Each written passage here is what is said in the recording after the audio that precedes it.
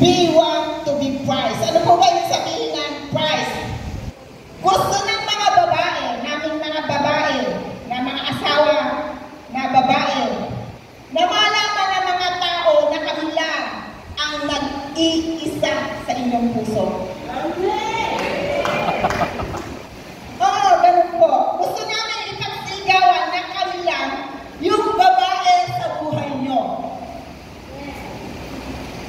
We want to be prized. Kaya nga po, mga tatay, kahit bola-bola lang, gusto namin yan! So, sinabi mo na ba sa iyong mga asawa, dapat araw-araw na sinasabi mo, I love you. Ayan. Parang hindi ko kayang mabuhay ng wala ka. Gusto niya nakakakinggan yan. Kasi alam niyo po ba, ang mga babae gusto ng assurance. Gusto namin ng assurance na kami lang yung mahal nyo. Na nag-iisa kami sa puso nyo. Amen? Amen. Kaya nga po, we want to be prized. Hallelujah. Kaya nga po mga kapatid, kapag po pinupuri nyo ang mga asawa nyo, nagagalak po ang aming mga puso.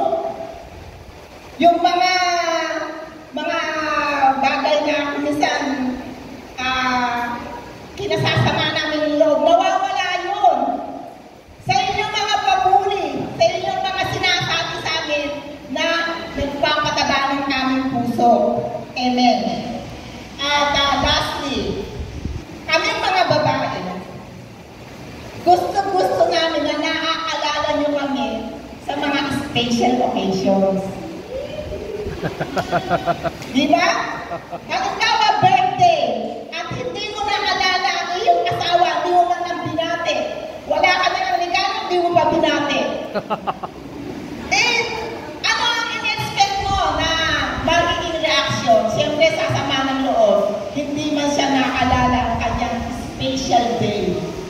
Amen? O kaya naman, pagka Mother's Day, i-appreciate naman natin yung ating mga asawa. Amen? I-appreciate natin na kumuha man lang tayo ng isang bulaklak sa hardin upang ibigay kay Mrs. At sabihin, I love you. Diba? Thank you. Thank you sa iyong pagmamahal. Diba? Karami, alam niyo ba doon sa Spain, mayroong isang nanay doon, nagagalit siya sa kanyang asawa. Wala man lang ikang kalambing-lambing yung asawa ko. Pagka Mother's Day, lahat ng mga nanay, nakikita ko pinibigyan ng mga flowers. Ako hindi man lang nakakaalala. Nagkakaroon po ng tampo. At hanggang pagka po naipon na ng naipon yun, nagiging iba na po yung kanyang treatment sa kanyang asawa. Di po ba? Kaya nga po, maging aware tayo na sa mga special location, maalala natin yung mga misis natin. Kasi, kaming mga misis, special na yung okasyon, nag-expect din kami na maalala nyo kami kahit sa small thing. Kung mahirap ang buhay, batiin man lang, di ba? At sabihan ng mga magagandang salita na kahit nga pambubola lang, di ba?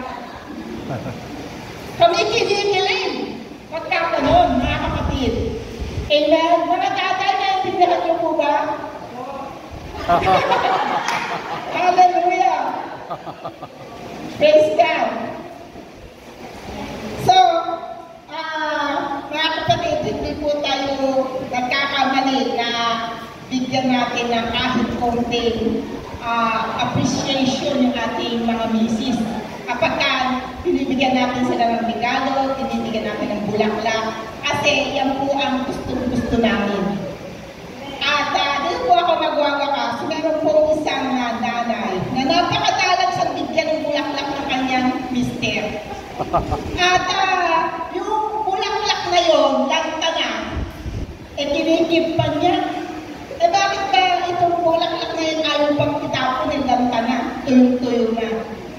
Ang sabi niya, kasi ang dalang akong bigyan ng bulaklak ng asawa ko ito pag nakikita ko, naaalala ko yung kanyang pagmamahal sa akin. Yan.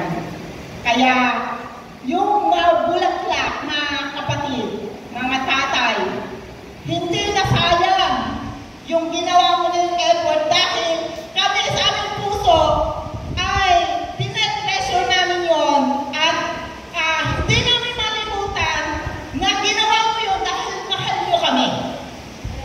Amen. Katulad po ng nanay na yun, tinreasure niya kahit na tuyo na yung bulaklak. Amen? Kaya po, express your love, hindi lang po sa loob ninyo, kundi ipakita niyo po sa mga misis niyo. Amen. Amen. Ganun po ang talagang pagkalikha sa amin. Hindi po namin inaati yun. Ganun po kami mga babae. Kaya nga po, ito po mga gabing ito ay gabi ng pagkaunawa. Diba? Para maunawa natin at mahalin natin, makasaya natin ang ating mga misis. Amen? Amen. Praise the Lord. Yun lang po. Glory to God.